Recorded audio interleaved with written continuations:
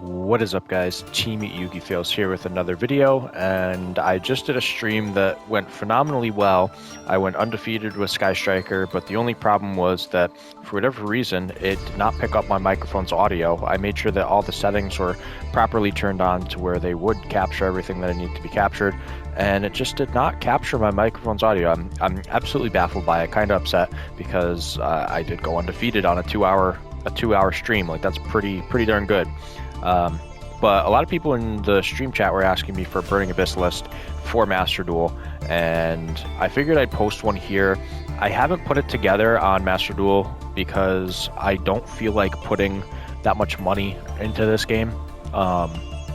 It's very new, and I've put very minimal money into it. My Sky Striker list that I have is actually completely free to play, so if you guys want to see that list, I can obviously post that next. But I don't feel like posting or putting money into a game that's this new and that I don't think needs to have money put into it. Like, just build one deck, ladder with that one deck, and just, you know, be the best that you can with that one singular deck. And that's what I'm doing with Sky Striker.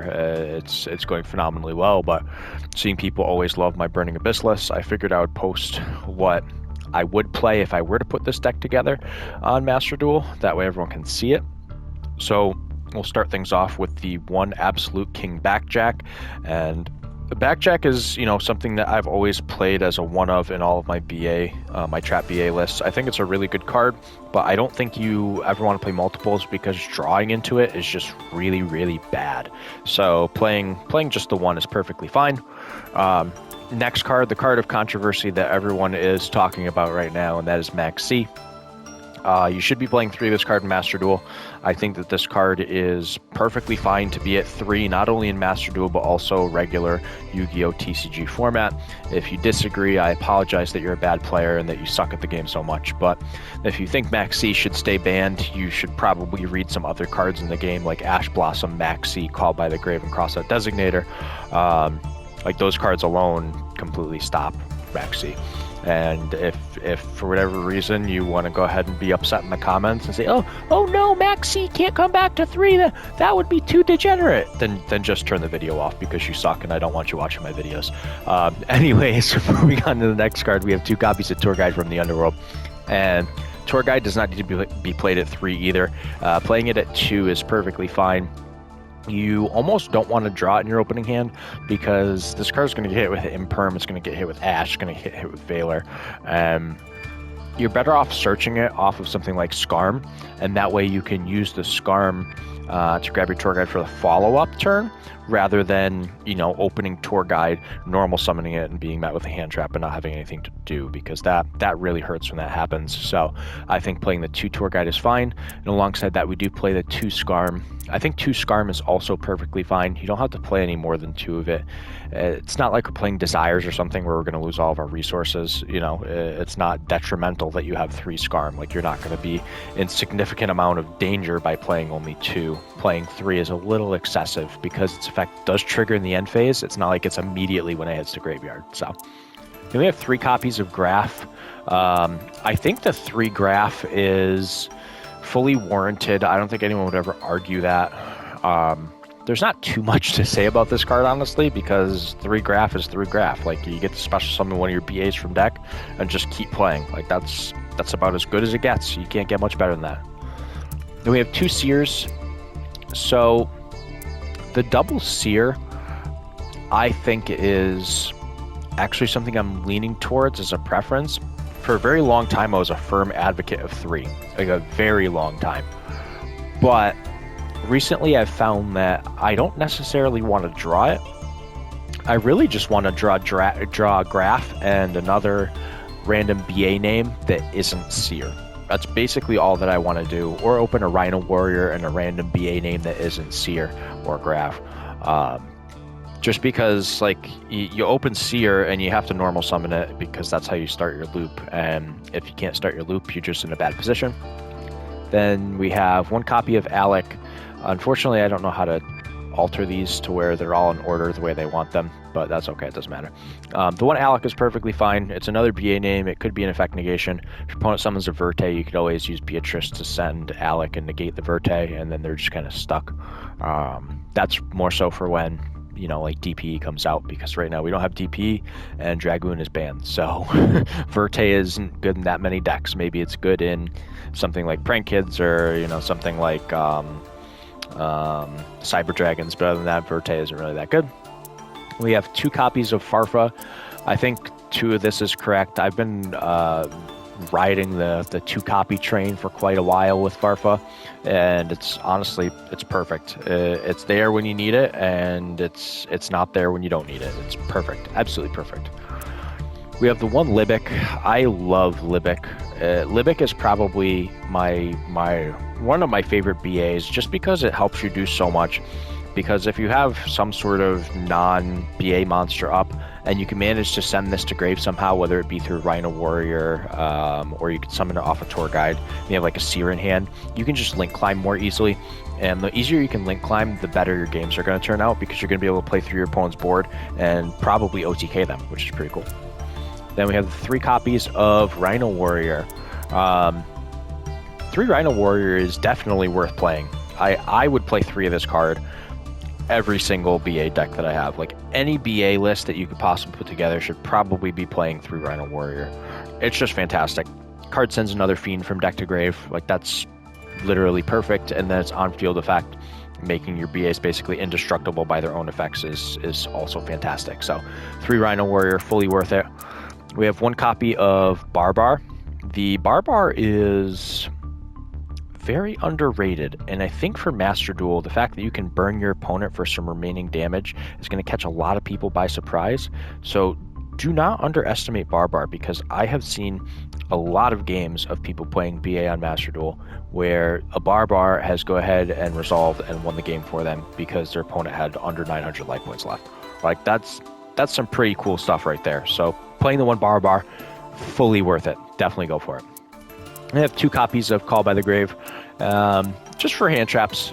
I don't think we need to go further in depth with this. It's just you stop hand traps and you're good. When the DP engine comes out, this list will probably change up a little bit, but until we get DP, there's no reason to be doing anything other than 2 call by. And for the traps, 3 copies of Torrential Tribute, because we want to blow up our opponent's field. We don't care about our field. Our resources are going to recur themselves, and Torrential is the perfect candidate to allow us to recur our resources while quickly eliminating our opponents. Fantastic card. Definitely play 3. 2 copies of Fiend Griefing. I'm very iffy on this card. The only reason being is that Master Duel is a one-of match. It's not a best 2 out of 3. It's a one-of. So this card kind of loses some of its credibility. I would almost rather play 2 copies of Needle Sealing. So I'm just giving you guys ideas. You can go back and forth between whatever ratios you want to play of whatever cards. But me personally, I am honestly leaning towards playing 2 copies of Needle Sealing, just because it's more board destruction to kind of slow your opponent down. But Fiend Griefing can have some pretty cool applications, and it can obviously slow your opponent down a lot too. We have 3 copies of Dinomischus, because this card is also pretty busted.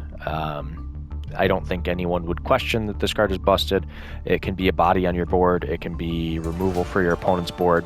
Like, card's just really good overall. Absolutely fantastic. So 3 Dinomischus, fully worth it. Definitely play the 3. Next card, I'm actually main decking 3 evenly.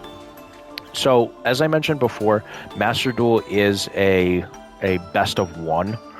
So my whole thought process is that if you are forced to go second, you do need some going second cards, one of them in this deck being Maxi, the other one being evenly matched. So I think that having both of these cards in conjunction with each other is obviously fantastic. If your opponent wants to take the Maxi challenge, that's fine, because you can go ahead and just evenly them, and they basically just lose the game. Then we have 2 copies of Trap Trick. This is obviously a staple. I don't think it really goes without questioning how good this card is. Like this card is just fantastic. Just be able to get your Torrentials, your Fiend Griefing, your Dynamiscus, or you could even get evenly off of this. If your opponent clears your board, you can, in like the end of your battle phase, set an evenly off a Trap Trick and then flip the evenly. And if it's your only card left, then you just evenly your opponent on their turn, which is actually kind of nutty. So 2 Trap Trick, fully worth it. Triple Solemn Strike. This is standard. I don't think any of my BA lists don't include 3 Strike and 3 Torrential right now. Like, it's just so good. That definitely worth playing. I'm not even going to describe as to why a card's so good because everybody already knows. Last card in the main deck is the 1 copy of Imperial Order, and this is just Imperial Order. I mean, doesn't need an explanation. Card's ridiculously good. There's a reason that a lot of people are calling for it to be banned in the current format. Not necessarily Master Duel, but actual Yu-Gi-Oh! Because I don't consider Master Duel to be actual Yu-Gi-Oh! It's a completely different format, but still pretty fun. So I can't argue that. But we'll move on to the extra deck now. We have 1 copy of Dante, Pilgrim of the Burning Abyss. Our purple Dante never lets us down. I have had very good luck over the years playing this card. I always play it because I know that it's going to be reliable for me. And some people just pop the Beatrice, they don't care, and then you get the Dante Pilgrim out. You get to net some advantage through drawing and possibly replenishing your board. I mean, if you have a Seer in your hand and they pop the Beatrice, and you have a Dante obviously under the Beatrice, you can get your Pilgrim out. Your Pilgrim discards Seer, you get to draw a card, and then your Seer gets to summon your regular Dante back, and now you have 2 more monsters on your board that your opponent has to deal with. So that's it's pretty darn good. Then we have the 1 copy of Fortune Tune. This is basically to go up into Zeus. I don't think that needs much more of an explanation. It's Zeus the Engine. That's basically all that it is. Then we have 2 copies of Dante. I think a lot of people know that I never play 3 in my lists. I think 2 is perfectly fine. Obviously, it's a fantastic card. You can loop the Seer with your Dante and your Dante with your Seer over and over again, and that's basically one of the best parts of playing Burning Abyss.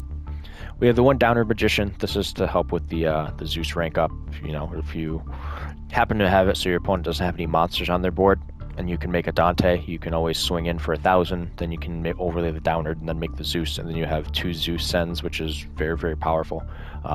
Or you can just swing direct with the Fortune Tune, and you can obviously, you can attack one of their monsters with Fortune Tune, detach so it's not destroyed, and then you just make a Zeus for 1 board wipe. So you got some options.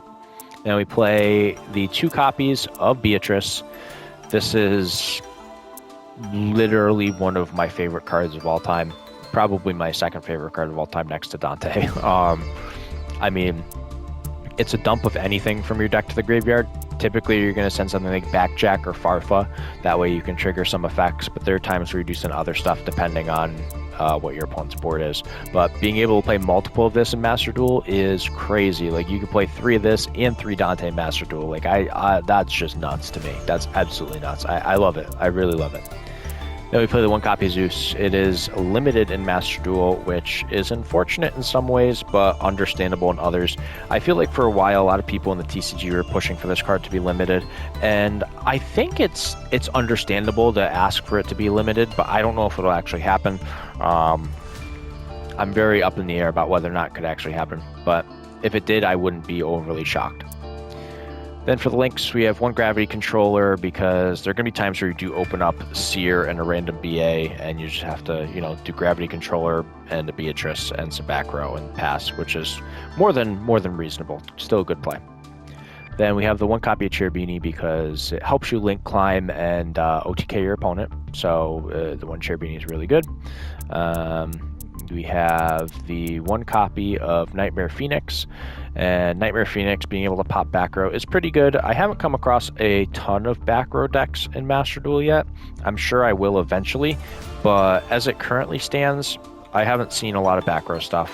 Every once in a while you bump into a deck that has maybe 1 or 2 set cards, but nothing that I would deem a back row based deck or strategy. Then we play 1 copy of IP, because you can use a Dante that you summon back off of a Seer and the IP to make Unicorn and have a board disruption for your opponent's field, which is pretty good. So definitely play the IP. It's fully worth it. We have 1 copy of Nightmare Unicorn, which I think most people are understanding as to why this card is so good. It helps you link climb into your access code talker, as well as take a card off of your opponent's field. And you can use it with the IP to basically interrupt your opponent on their turn, which is crazy.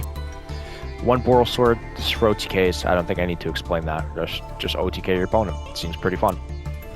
And then one copy of access code, because popping a bunch of cards in your opponent's field is actually super, super fun. Typically, most of the time, you're going to get 1 or 2 pops with this. You're not going to get more than that. Basically, you can pop with like Unicorn if you climbed up with Unicorn, and then like Nightmare Phoenix. That's basically what you're going to get out of it, is 2 pops. But still, it's probably going to boost itself to either 43 or 5300. So that's actually super strong. Be able to beat over your opponent's board, swing for some big damage. It's always a blast. But that essentially concludes the list that I would play for Master Duel. As I mentioned before, did not really put much money into this. My Sky Striker list is completely free to play, and as I mentioned before too, if you guys would like to see the Sky Striker deck list, then let me know and I will post a separate video of it.